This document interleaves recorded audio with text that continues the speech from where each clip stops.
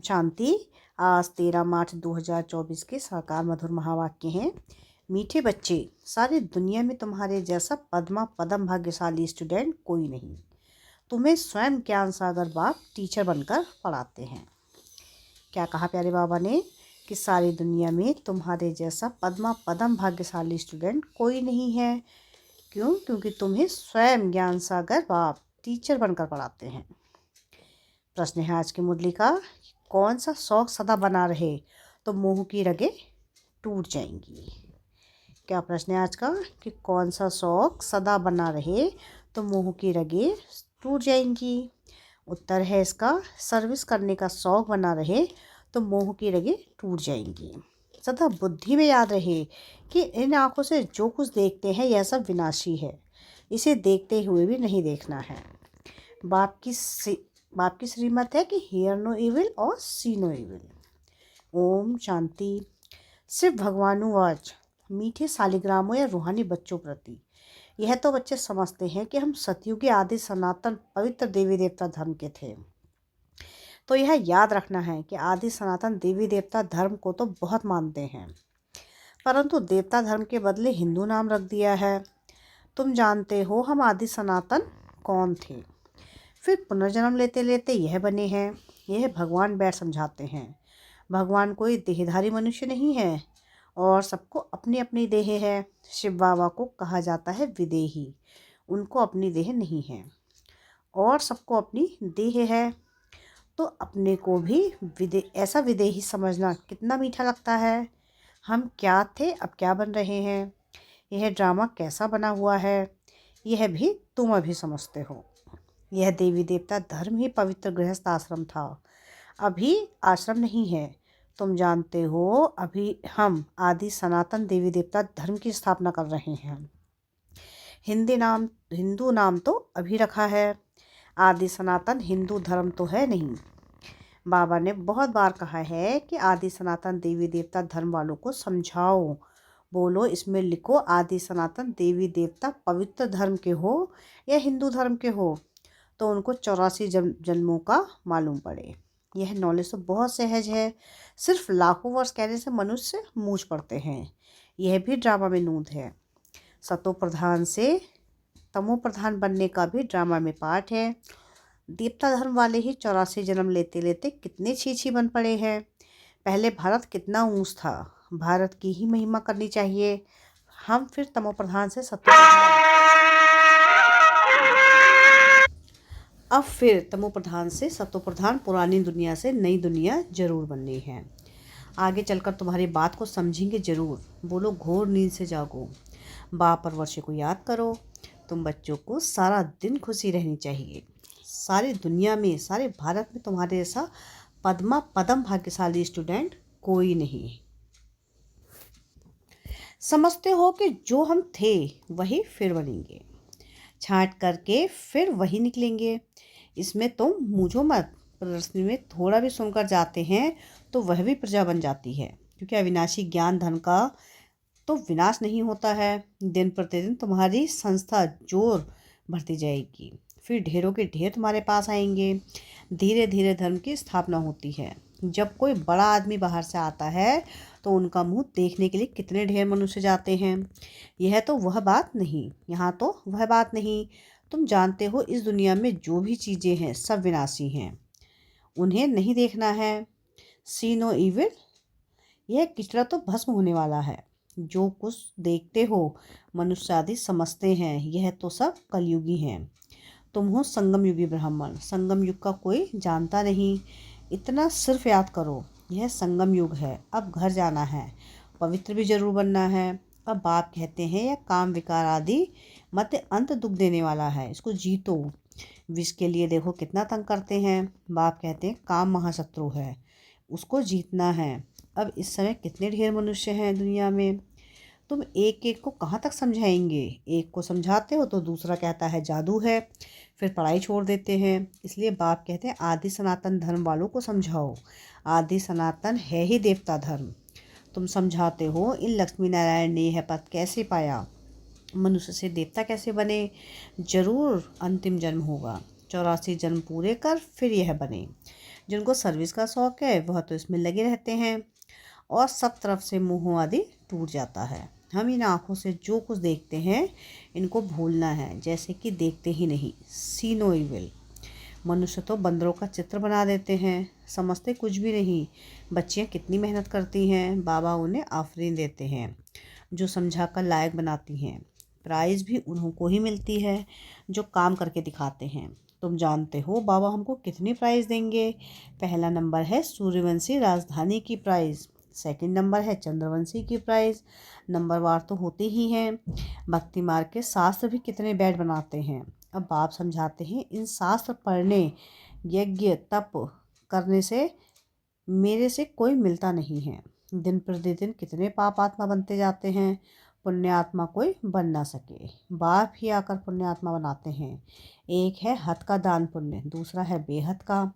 भक्ति मार्ग में इनडायरेक्ट ईश्वर अर्थ दान पुण्य करते हैं, परंतु किसको कहा जाता है यह जानते ही नहीं। अभी तुम जानते हो, तुम कहते हो कि शिव बाबा ही हमको क्या से क्या बनाते हैं। भगवान तो एक ही है, उनको फिर सर्वव्यापी कह दिया है। उसको समझाना चाहिए कि यह तुम लोगों ने क्या किया है। तुम्हारे पास आते भी हैं, थोड़ा सुनकर बाहर गए खल्लास, यहाँ की यहाँ रही, सब भूल जाता है। तुमको कहते हैं ज्ञान बहुत अच्छा है, हम फिर आएंगे, परंतु मुँह की रगें टूटती नहीं है। मुँह जीत राजा की कथा कितनी अच्छी है। मुँह जीत राजा फर्स्ट क्लास है, लक्ष्मी नारायण हैं, परंतु मनुष्य समझते ही नहीं। वंडर है, रावण राज्य में सीढ़ी उतरते एकदम नीचे गिर जाते हैं। बच्चों का खेल होता है ना, ऊपर जाकर फिर नीचे गिरते हैं। तुम्हारा भी खेल बहुत सहज है। बाप कहते हैं अच्छी रीति धारण करो, कोई चीची काम नहीं करो। बाप कहते हैं कि मैं बीज रूप सच्चित आनंद स्वरूप हूँ, ज्ञान का सागर हूँ। अब ज्ञान का सागर ऊपर बैठा रहेगा क्या? जरूर कभी आकर ज्ञान दिया होगा। ज्ञान क्या चीज़ है यह भी किसको मालूम नहीं है। अब बाप कहते हैं मैं तुमको पढ़ाने आता हूँ तो रेगुलर पढ़ना चाहिए, एक दिन भी पढ़ाई मिस नहीं करनी चाहिए। कोई ना कोई पॉइंट ज़रूर अच्छी मिलेगी। मुरली नहीं पढ़ेंगे तो ज़रूर पॉइंट्स मिस हो जाएगी। अतः पॉइंट्स हैं, यह भी तुमको समझाना है कि तुम भारतवासी आदि सनातन देवी देवता धर्म के हो।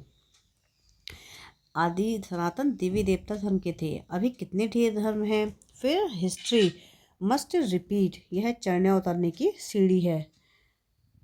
जैसे जिनको हुक्म दिया सीढ़ी उतरो और चढ़ो, तो सब जिन हो ना, 84 की सीढ़ी चढ़ते हो फिर उतरते हो। कितने ढेर मनुष्य हैं, हर एक को कितना पार बजाना है। बच्चों को तो बड़ा वंडर लगना चाहिए। तुमको बेहद के नाटक की पूरी पहचान मिली है। सारे सृष्टि के आदि मत अंत को अभी तुम ही जान सकते हो। सतयुग में किसके मुख द्वारा कोई भी कुवचन नहीं निकलते हैं। यहाँ तो एक दो को गाली देते रहते हैं, कंधा नहीं। यहाँ तो एक दो को गाली देते रहते हैं। यह है विष वैतरणी नदी, रौरव नर्क, सभी मनुष्य रौरव नर्क में पड़े हैं। यहाँ तो है यथा राजा रानी तथा प्रजा। तुम्हारी विजयी होनी है अंत में, जब समझेंगे आदि सनातन देवी देवता धर्म की स्थापना। आदि सनातन देवी देवता धर्म की स्थापना किसने की, यही पहले नंबर की मुख्य बात है जो कोई नहीं जानते। बाप कहते हैं मैं तो हूँ ही गरीब निवास। यह पिछाड़ी को समझेंगे जब टू लेट हो जाते हैं। अब तुमको तीसरा नेत्र मिला है, स्वीट घर और स्वीट राजाई बुद्धि में याद है। बाप कहते हैं अब शांति धाम सुख धाम में जाना है। तुमने जो पाठ बजाया है अब बुद्धि में तो आता है ना, और सब मरे पड़े हैं सिवाय तुम ब्राह्मणों के। ब्राह्मण ही खड़े हो जाएंगे, ब्राह्मण ही सो देवता बनते हैं। यह एक धर्म स्थापन हो रहा है, और धर्म कैसे स्थापन होते हैं यह भी बुद्धि में है।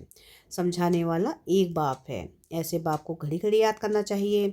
धंधा आदि भल करो, सिर्फ पवित्र बनो।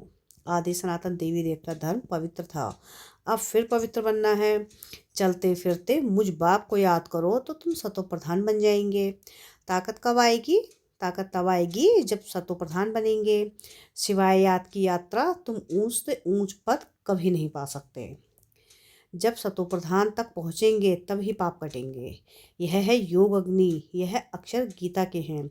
योग योग कह माथा मारते हैं, विलायत से भी फंसा कर ले आते हैं योग सिखलाने के लिए।